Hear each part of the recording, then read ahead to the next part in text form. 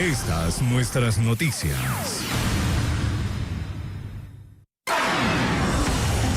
Las opiniones vertidas en este espacio son de exclusiva responsabilidad de sus protagonistas. Con 38. Así es, amigos y amigas. Vamos a dialogar sobre este tema como les habíamos referido hace un momento. Realmente un tema que para muchos es desconocido, pero que entraña más de 40 millones de ataques cibernéticos desde Francia, Austria, Holanda, Alemania, Reino Unido, Estados Unidos, Brasil, Ecuador. Registró el Ministerio de Telecomunicaciones y de la Sociedad de la Información a raíz de la retirada del asilo al fundador de Wikileaks, al señor Julian Assange. Así lo informó el viceministro de Telecomunicaciones justamente en una rueda de prensa que convocó a los medios de comunicación el lunes a inicios de semana. Según el ministerio, los ataques inician el 11 de abril. A raíz de esta acción empezaron a circular amenazas de ataques cibernéticos que empezaron a hacerse realidad ese mismo día. Portales como los del Servicio de Rentas Internas, Ministerios de Relaciones Exteriores, Consejo Nacional Electoral, gobiernos autónomos descentralizados, Ministerio de Turismo, entre otros, resultaron afectados. ¿Qué implica esto para un país cuando estamos en la era de la informática, cuando dependemos para todas las actividades de la informática? La información del gobierno, vea usted lo que implica si es que es atacada o hackeada. Vamos a analizar el tema con tres expertos en esta materia. El ingeniero Mario Chancay, él es el gerente general de Digital Security, es experto en seguridad informática. El señor Alexander Cuenca Espinosa, él es abogado, experto en delitos cibernéticos, vamos a ver esta mirada también. Y el doctor Diego Beltrán, que es abogado, también experto en ciberseguridad y seguridad informática. Sean ustedes bienvenidos. Yo inicio el diálogo con usted, ingeniero. Explíquenos, por favor, qué alcance tiene los ataques cibernéticos, cómo funciona este sistema informático en el mundo. Bienvenido, buenos días. Bueno, muchas gracias. El tema básicamente consiste en que nosotros estamos digitalizándonos a todo nivel. Y para llegar a ese nivel de digitalización significa que tenemos que estar interconectados. Ecuador es un ejemplo de ellos. Tenemos conexión a Internet a casi todo nivel. Eso significa que también cualquier atacante desde cualquier país del mundo básicamente puede tener acceso a vulnerar nuestros sistemas. Nosotros como empresa de seguridad informática tenemos convenios y también asociaciones con empresas de Estados Unidos en la cual nosotros tenemos visibilidad de todos sus ataques. Mucho antes de que también se reportaran las estadísticas por parte del gobierno, nosotros ya sabíamos la cantidad de esos ataques. Sabemos también en qué horarios fueron realizados los ataques y la cantidad. Y sabíamos también que inclusive muchos de esos ataques no solamente venían de afuera, sino también de acá dentro de Ecuador. Ese es un punto que es importante también notar. Los atacantes no solamente están fuera del país, están también dentro de Ecuador. Y atacantes fundamentalmente a la esfera pública. Sí, pero también a la parte privada. Ya. Este tipo de ataques que hemos visto, en este momento... Hay delitos cibernéticos, ya vamos a hablar sobre eso, ¿no? Exactamente. En este caso nosotros hemos visto que también este tipo de ataques pueden ser direccionados por personas de carne y hueso, pero también se pueden tratar también de computadoras que pueden estar inclusive también acá dentro de la radio, que simplemente nosotros no sabemos que están infectadas y que están siendo parte de estos ataques. Entonces es importante que también nosotros sepamos y tomemos conciencia de qué significan estos ataques y cuáles son las posibles consecuencias. Desde mi punto de vista, este momento los ataques han sido importantes, sí, pero la afectación no ha sido mayor. Si ustedes ven, no se ha detenido ninguna infraestructura crítica. Este momento también las páginas que también utilizamos para ciertas transacciones con los bancos siguen funcionando. Sin embargo, hay que notar que también este tipo de ataques pueden ir escalando. Y hay casos, por ejemplo, de países que han quedado completamente por fuera de Internet debido a estos ataques. Uno de estos países, por ejemplo, fue Liberia. Lo dejaron completamente por fuera de Internet con un ataque. Ahorita de nuestras estadísticas, simplemente el ataque pudo ser contenido con las herramientas y también con las capacidades que tiene el país. Pero es posible que a futuro podemos quedar nosotros también completamente desconectados por unas horas o unos días debido a estos ataques. Bueno, el gobierno norteamericano también ha sido Blanco. Claro, blanco de muchísimos ataques. Doctor Cuenca, a ver, jurídicamente, ¿qué implica? ¿Nuestro marco legal habla de esto como delitos cibernéticos? Bueno, para comenzar, podríamos puntualizar algo antes de hablar el tema de los delitos cibernéticos como tal dentro del aspecto legal. Y es que de estos 40 millones de ataques que se habla, yo diría que solo son intentos, porque ya como un delito consumado son apenas 26 ataques que se han realizado, entre ataques a base de datos, ataques que han accedido para obtener credenciales de páginas web, ataques que han logrado perpetrar dentro del sistema Kipux para poder justamente enviar correos automatizados por parte de los presuntos hackers. El Kipux es el sistema que utiliza el gobierno, ¿no? Exactamente, Así para es. el envío de correos electrónicos, y también otros ataques como se ha dado el tema de un defacing y la desconfiguración de una página web. Hablando ya en el aspecto legal, yo consideraría que estos únicos 26 ataques que han sido perpetrados serían los únicos que se podrían encasillar dentro de diferentes delitos informáticos tipificados en el COIP. Los demás meramente como intentos de ataque. Entonces en estos podemos tener justamente el acceso a la información protegida, podemos tener tal vez el tema de un acceso ilegal a las bases de datos, podemos tener los delitos que justamente afectan a la seguridad del Estado como bien jurídico protegido, etcétera. Entonces solo de estos 26 delitos que se han consumado se podría considerar como tal que son informáticos y que podrían estar con apego a la legislación ecuatoriana para poder ser sancionados en caso que se encuentren los presuntos infractores de este cometimiento de ese delito, ¿no? ¿Y es posible identificar a esos presuntos infractores? Doctor Diego Beltrán, bienvenido, buenos días. Buen día con todos. Muchísimas gracias. Primero que nada, al igual que Alex, quisiera hacer una especie de prólogo. Ya. Y el asunto es que justamente el panel que ahora han convocado demuestra un poco la intersectorialidad del tema, ¿no es cierto? Tenemos obviamente aspectos de seguridad de la información desde el punto de vista de ingeniería en sistemas y obviamente desde el punto de vista del derecho. Y la verdad de las cosas es que lo que tú has topado con tu pregunta es uno de los principales desafíos en materia de seguridad cibernética, el problema de la atribución. ¿Cómo tú determinas la responsabilidad, particularmente en materia penal, de la persona, del verdadero autor de una determinada conducta penal? Tú puedes hacer todo el rastreo digital de la conducta, identificar IPs, digamos la identificación del sitio de origen, de la computadora. De hecho, hay origen. software para poder Así es. identificar Así es. hasta las direcciones, ¿no? Pero Correcto. El problema es que eso te lleva a determinar cuál fue el terminal, por último, desde el cual se originó el ataque, pero no quién es la persona que está físicamente sentada al teclado al momento de originarse el ataque. Justamente el problema de la atribución radica también en el origen o en la naturaleza transfronteriza del entorno digital. Cuando tú no sabes si es que la persona, como bien ha señalado Mario, está en La Tacunga, en Riobamba, en Azuay, o está en Kiev, o está en Kuala Lumpur, tú no sabes en qué parte del mundo puede estar. Y aun cuando logras rastrear, nuestra legislación en ese sentido se va a limitar exclusivamente a lo que produce sus efectos aquí, si es que la conducta se ha realizado aquí. Hay varias, obviamente, formas de determinar la responsabilidad en ese sentido, pero el saber quién o quiénes son los autores de manera individual para efectos de la responsabilidad penal es el mayor desafío en materia de delitos cibernéticos. Ahora bien, señor Chancay, cuando hablamos de 40 millones de ataques, se ha dicho que es como un intento, pero estamos hablando de 40 personas físicas de manera individual que están millones. intentando, o es efectivamente un centro que finalmente reproduce automáticamente la cantidad, porque es que es complicado imaginar 40 millones de personas que estén ahí haciendo alguna gestión para atacar. ¿Cómo es exactamente? Bueno, desde el punto de vista técnico puede ser una sola persona inclusive. Puede ser una sola persona. Sí, pero en este caso sabemos que es una asociación, se llama Anonymous. Y estas personas básicamente utilizan también redes de anonimización que les permite que ellos también no puedan ser detectados quiénes fueron. Como les decía hace un momento, estas computadoras que ustedes tienen en este momento inclusive podrían ser parte del ataque. Es una realidad.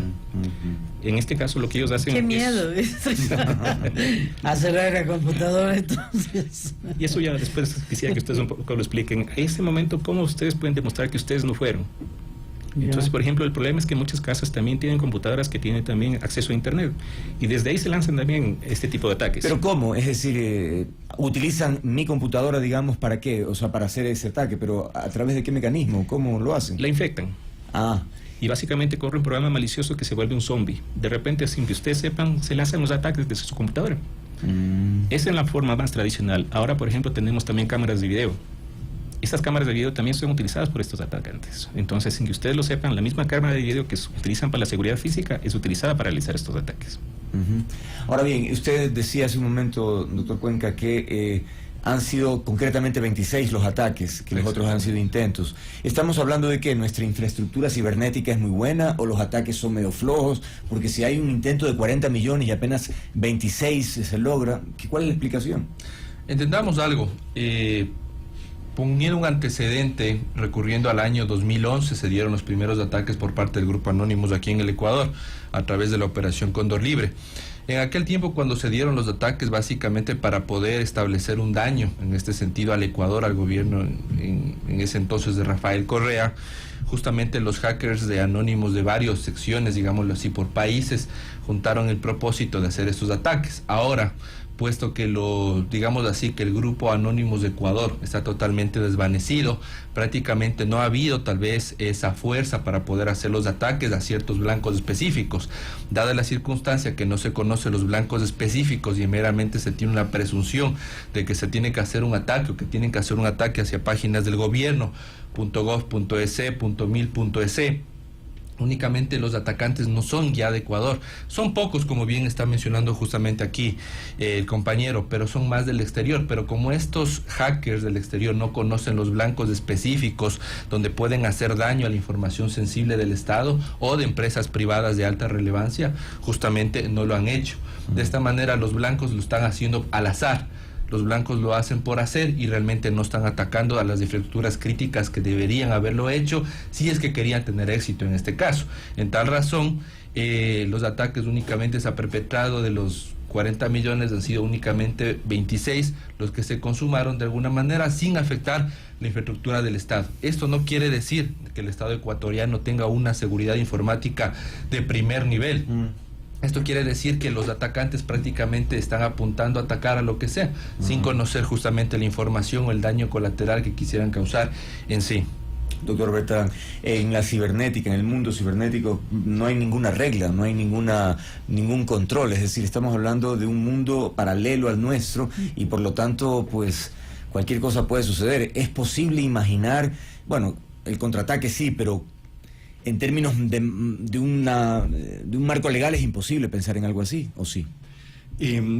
Andrés, el mayor desafío, quizás, para enfrentar el tema el problema de la inseguridad cibernética es justamente el entender que a la vez que es un espacio virtual, un entorno digital, etcétera, que para muchos de nosotros es impalpable, es intangible, es que en muchas ocasiones sí puede tener efectos y consecuencias en el mundo real. En el mundo de la seguridad cibernética hay una broma de muy mal gusto que dice que cuando hay un ataque cibernético solo mueren un montón de electrones bebés. Es la percepción que existe. Pero la verdad de la historia es otra. A través de un sistema conectado, justamente como mencionaba Mario y sobre la base de la pregunta anterior, lo que tú haces es a través de un ataque. Básicamente digo que puede originarse en un solo individuo. Creas estos que se denominan robot networks, o como se conocen y muchos hemos visto en las páginas web, botnets, ¿no? Entonces lo que haces es efectivamente tomas control de distintas computadoras que pueden ser desde smart TVs, smart fridges, Apple Watches que están obviamente ya conectados, y lo que creas es este ejército de computadoras que se dedican a atacar determinados sistemas, que pueden ser originados desde cualquier parte del mundo, lo que hace muy difícil el tema de la persecución desde el punto de vista jurisdiccional. Además, tienes la creación de esta asimetría en el que antes, para tú perpetrar cualquier tipo de ataque de consideración, necesitabas también una organización criminal sustancial, inversiones sustanciales. Hoy en día basta con los que se conocen hackers de sótano, es decir, un chico de 16, 18 años con buenos conocimientos de computación para generar estragos bastante fuertes. Pero eso no significa que estamos completamente desprotegidos. Ya en el 2001 se suscribió a nivel de la Comunidad Europea la Convención de Budapest sobre cibercrimen, ¿no?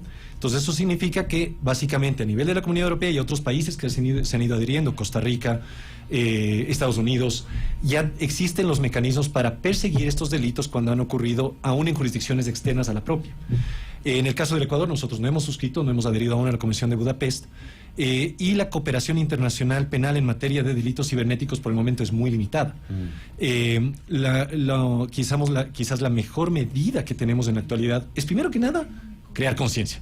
Saber que este tipo de ataques, si bien es cierto, como Mario ha señalado, por el momento no han generado mayores efectos, como ha mencionado Alex, se han limitado a un defacing, es decir, afectar el rostro de las páginas web, que es un ataque más moral, ¿no? Que solamente te dice que eres vulnerable, pero no tenemos que esperar a que efectivamente ataquen a la infraestructura crítica, afecten a la red de comunicaciones, afecten a la red de hidroeléctricas, afecten, por ejemplo, a los hospitales. Hay un reciente ataque que modifica las historias clínicas de los pacientes, con el objeto meramente de causar víctimas y causar caos. Entonces, creo que lo que hay que implementar primero que nada es la política de la prevención antes de la reacción. Ya vamos a ver qué podemos hacer como ciudadanos para no ser parte de esta estructura sin saberlo, ¿no?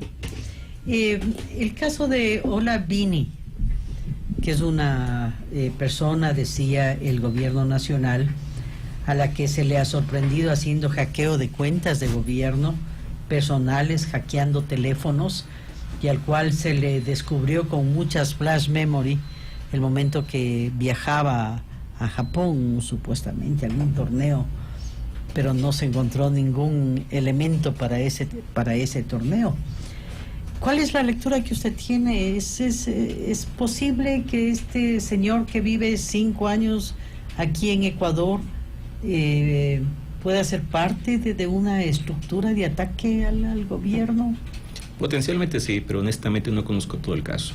Solamente hay una cosa que me llamó la atención. Él aparentemente gastaba alrededor de como 4,000 y pico mensuales en internet. En internet. Eso no lo hacen ni siquiera empresas grandes.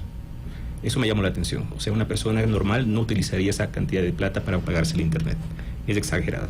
Entonces, ¿En qué se puede gastar tanto? No sé, pues a menos que él tenga un servicio como Netflix de Ecuador, no hace mucho sentido tener esa cantidad de tráfico para un uso de personal. No hace sentido. El resto de información de lo que se ha podido saber acerca de lo que le han encontrado, todavía no tengo información clara de para qué lo está usando. Entonces no tendría un criterio como para poder determinar si es que es una persona que realmente ha estado haciendo ataques. No lo sé. Claro, ayer mirábamos algunas fotografías con una serie de implementos informáticos, ¿no? Que son normales. Son normales, no hay nada raro ahí. Ya. Lo raro es el consumo de internet. Sí.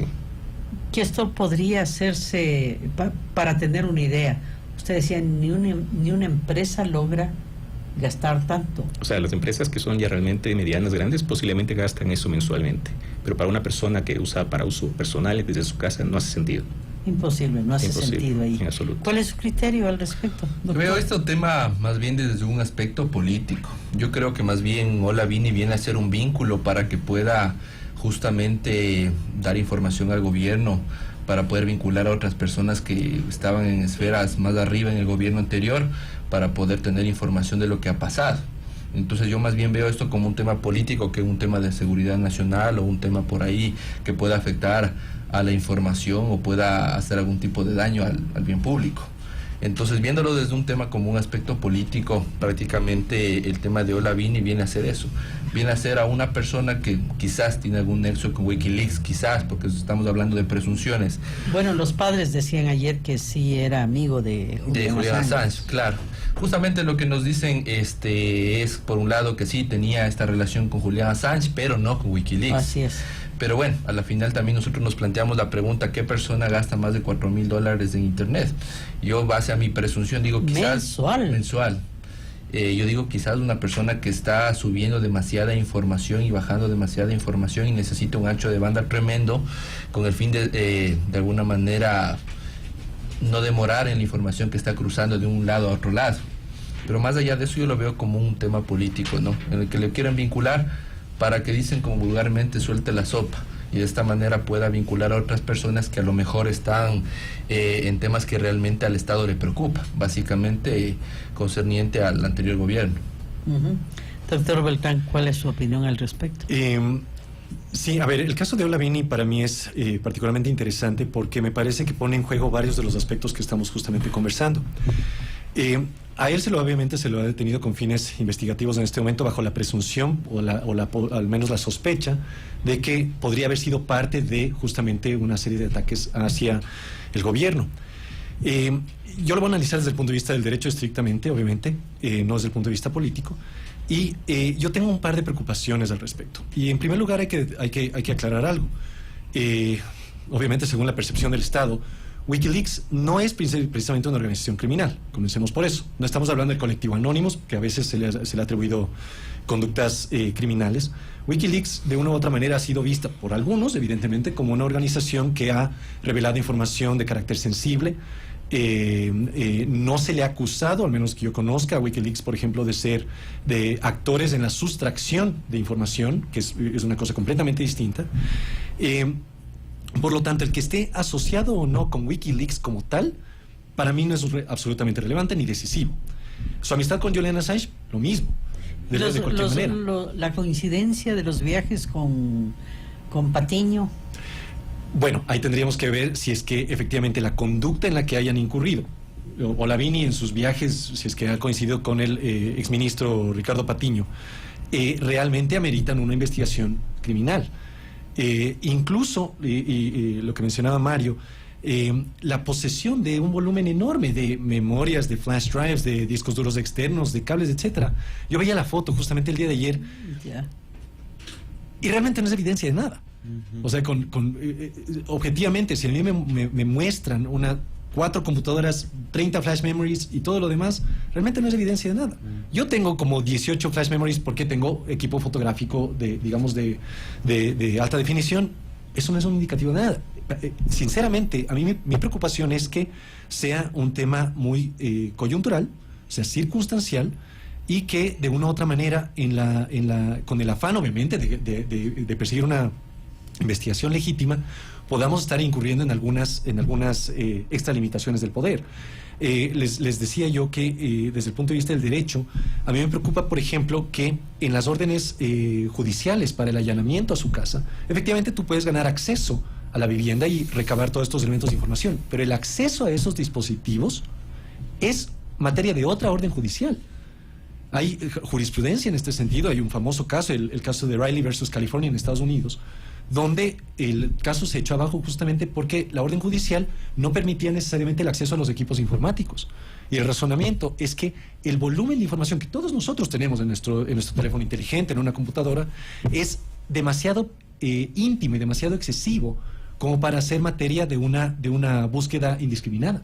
Entonces, nuestra legislación establece que para una búsqueda, la autorización de un allanamiento de una búsqueda con orden judicial tiene que especificar efectivamente qué es lo que se busca, que hay una causa razonable o una causa probable para creer que esa información está alojada ahí, y si es que no tengo yo eso, realmente la búsqueda puede ser una búsqueda ilegal. Entonces, esos son elementos que el Estado... Bueno, acá tenemos antecedentes como el de el allanamiento a Fernando Villavicencio, el allanamiento a las oficinas del asambleísta Jiménez, e incautaron todos los materiales, ¿no? Las computadoras y todo lo demás. Exactamente, en esos casos habría que ver si es que también se cumplió con ese aspecto que parece una mera legalidad, de una mera formalidad, pero que es objeto, o puede ser objeto, evidentemente, de posteriores problemas judiciales si es que estos casos avanzan.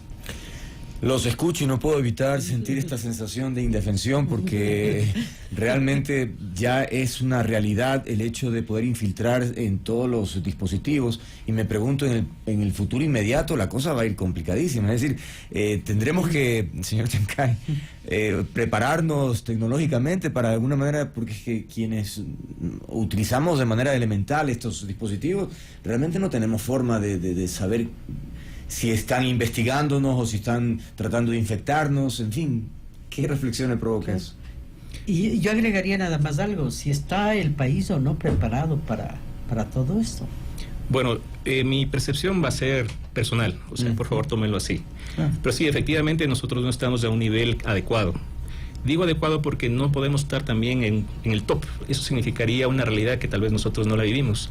Es correcto la decisión del gobierno de aceptar, por ejemplo, la asesoría de Israel. Israel es un país que todo el tiempo vive atacado, no solamente desde el punto de vista militar, sino también cibernético. Entonces pueden aprender mucho de ahí. Se puede también tener buenas experiencias de parte de Israel. Pero internamente, para bajar la cosa acá también en nuestra realidad, es importante darnos cuenta que también se necesita también un tema de concienciación, de que efectivamente este tipo de ataques de alguna manera nos pueden afectar. Pero ¿cómo me puedo dar cuenta que estoy siendo atacada, que ya me han infectado? Primera cosa, ¿hay alguien que esté interesada en que usted sea su información revelada? No tiene idea. La lista es enorme, oiga, no sabe usted, pero bueno. No, sobre todo en Bélgica, ¿no? En la época de los ataques, ciberradio. Bueno, digamos que sí. Es que hay que pensar en eso, o sea, uno tiene que también proyectar a quién le puede interesar y sobre todo materializar esa información que uno tiene. En este caso, nosotros estamos viendo, por ejemplo, al dueño de Amazon, Jeff Bezos, aparentemente también le hackearon el teléfono. Hemos visto el tema de Lenín Moreno. Básicamente es porque hay alguien que se puede beneficiar de esa información, de fotos que aparentemente son familiares, pero sí, en el contexto en que se utilicen es que pueden causar daño a la imagen. Fue hackeado eso. Técnicamente, le hackearon el teléfono. Sí, y la CNI tenía, por supuesto, el equipo que permitía hacer eso. Sí. Entonces, obviamente, es algo que se podría pensar que puede utilizado de esa manera. Pero bueno, esos son otros detalles ya también políticos. Pero a nivel de la ciudadanía, sí, hay que tomar conciencia. Desde mi punto de vista también, hay que también, inclusive desde el colegio, de la escuela, también empezar a formar a los ciudadanos digitales, para que sepan exactamente cómo tienen que defenderse. ¿Qué significa también que su información esté disponible? Todo ese tipo de cosas son algo que no se está enseñando, definitivamente no se está enseñando. Y en otros países más avanzados, como por ejemplo con Finlandia, porque tenemos nosotros una cooperación con unas empresas en Finlandia, ellos efectivamente ya está como parte del pensum de estudios, en la parte de las escuelas y colegios, enseñar sobre estos temas, seguridad digital. Es que la guerra del futuro podría ir por en ese sentido, ¿no, señor Cuenca, doctor Cuenca? Sí, en efecto, las guerras podrían ser en el aspecto cibernético. Ya esto se ha hablado ya hace 2 décadas atrás, ¿no? Que quizá la tercera guerra mundial no sea a través de armamento bélico, simplemente sea a través de una guerra cibernética donde un país quiera obtener información de otro país, asimismo ataques a sus infraestructuras físicas, de tal manera que las hidroeléctricas que funcionan con sistemas informáticos, las empresas eléctricas que también funcionan con sistemas informáticos puedan decaer en ese sistema, ¿no? Entonces sería importante de alguna manera tratar de prevenir esto. Creo que prevenir concientizando, creando lo que se llama una cultura digital. Entendemos nosotros que aquí dentro de las políticas, los lineamientos educativos, no se está impartiendo desde la escuela, desde el colegio esto. Debería ser un factor primordial el enseñar aspectos tecnológicos, porque hoy en la vida, no solo para el tema de la protección, para la seguridad, sino para otros aspectos sirve el tema tecnológico. Entonces, viéndolo así, se debería crear una cultura de seguridad digital en los ciudadanos, desde los niños, los adolescentes, obviamente para evitar los delitos que se consuman a través de esto, así también dentro de los funcionarios del gobierno. ¿A qué me refiero con esto? Una tercera guerra mundial que se pueda dar en el aspecto digital podría ser por justamente una fuga de información, que quizás si el funcionario no conoce muy bien acerca de la informática, puede ser un blanco fácil de un ciberataque, de manera que se puede desde ahí disputar una serie de controversias derivadas del mismo. Bueno, estamos hablando de guerras entre naciones y qué sé yo, pero que no es del futuro, Andrés. Ya ha pasado. En dos ocasiones, sí. Perdón, solamente quería interesante, esa reflexión porque sí. Y no es nuevo. Realmente existen varias, por lo menos una media docena de ataques cibernéticos de carácter bélico que han ocurrido ya en el pasado. 2 de los más célebres, uno de ellos fue un ataque al sistema de radares de Ucrania. Se especula, no es oficial, que esto habría sido obviamente una actuación del gobierno ruso, y lo que hicieron fue desactivar los radares para poder permitir el ingreso de bombarderos a territorio ucraniano, realizar un ataque y realizar su salida. Y el más grave o el más fuerte, el más renombrado, es el que se hizo a través del denominado virus Stuxnet, que lo que hizo fue atacar las instalaciones de refinamiento de uranio en Irán. en la instalación de Natanz, como se la conoce, en donde a través de la introducción de un virus, logró afectarse las centrífugas en las que se refina el uranio para retrasar el programa nuclear de Irán en por lo menos 2 años. Wow. Y esto fue pura actividad de un virus informático. Y con eso obviamente se logró un objetivo militar. Lo que un poco haciendo hincapié en lo que había mencionado Mario y Alex, el tema de la prevención se vuelve fundamental. Desde nosotros mismos como usuarios y como consumidores, se dice que el elemento más débil dentro de la cadena de la seguridad cibernética es el elemento humano. Si nosotros nos encontramos, se pone la analogía de si nosotros nos encontramos un dispositivo USB en la calle, muy pocos de nosotros lo botaría a la basura. Muchos de nosotros lo meterían en la computadora para ver qué hay. Y obviamente esa sería la oportunidad para introducir un virus o algún tipo de malware en nuestros sistemas. Y por lo tanto el tema de la prevención, dónde damos clic, a qué páginas accedemos, qué tipo de actividades conducimos en nuestros dispositivos, son fundamentales para tratar de al menos empezar a minimizar los riesgos que nosotros tenemos por nuestra conducta en línea. Y la segunda, en franca honestidad, es empezar a activar la judicialización de este tipo de cosas.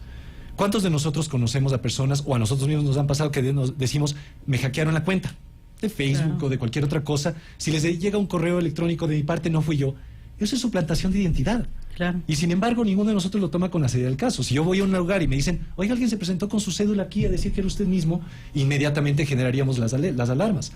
Pero no lo hacemos porque creemos que lo que pasa en el mundo digital se queda en el mundo digital, y no es así. Entonces hay que crear conciencia también en la ciudadanía. Pero por ejemplo, y es que usted está hablando de la guerra, ¿no? Pero también a nivel de marketing, por ejemplo, la información que puede tener un experto en este tema puede provocar, despertar interés, porque aquí lo hemos conversado con gente experta, de productos. Es decir, se sabe que en tal sector pues se requiere tal cosa, pues bueno, se hace una suerte de programa y finalmente llega publicidad solamente a ese sector de la población. Es decir, finalmente como que te bombardean con ese tipo de cosas, en términos comerciales, digo. Andrés, y eso se ve como positivo y muy cómodo por mucha gente, pero yo te voy a poner un ejemplo de que es súper importante. Cuando yo hago una búsqueda en Google y digo tiendas de acampar, ¿sí? Inmediatamente Antisana Sports, Cotopaxi Sports, entre otras, van a recibir notificaciones, si es que han comprado esa información, de que Diego Beltrán esté interesado en tiendas de acampar, y me va a empezar a llegar publicidad dirigida. Cómodo, sí, conveniente también. Pero ¿qué es lo que pasa cuando mi búsqueda no es tiendas de acampar, sino linfoma, cáncer terminal o algo por el estilo? Esa misma información no va a ir a Antisana Sports, va a ir a mi compañía aseguradora. Y mi compañía aseguradora lo que va a hacer es elevarme la prima el próximo año. Si es que yo estoy buscando pasajes aéreos y el día de hoy manifiesto mi interés en viajar Quito, Miami, Quito, American Airlines me va a dar un precio hoy. El día de mañana me puede elevar el costo. ¿Por qué? Porque sabe que estoy interesado. Entonces siempre hay un fin legítimo, si cabe el término, pero puede ser utilizado también para confeccionar el producto, no necesariamente para mejorar la experiencia del usuario, sino para beneficiarse más de él. Bien, eso es del marketing comercial, ¿no? Así es, así es. Bien, muchas gracias a los expertos que nos han acompañado esta mañana. Creo que el aporte de ustedes es muy valioso. Muy gentiles por haber estado con nosotros. Gracias, con todo gusto. 8:11, un paréntesis, ya venimos. Nuestro siguiente diálogo con el presidente ejecutivo.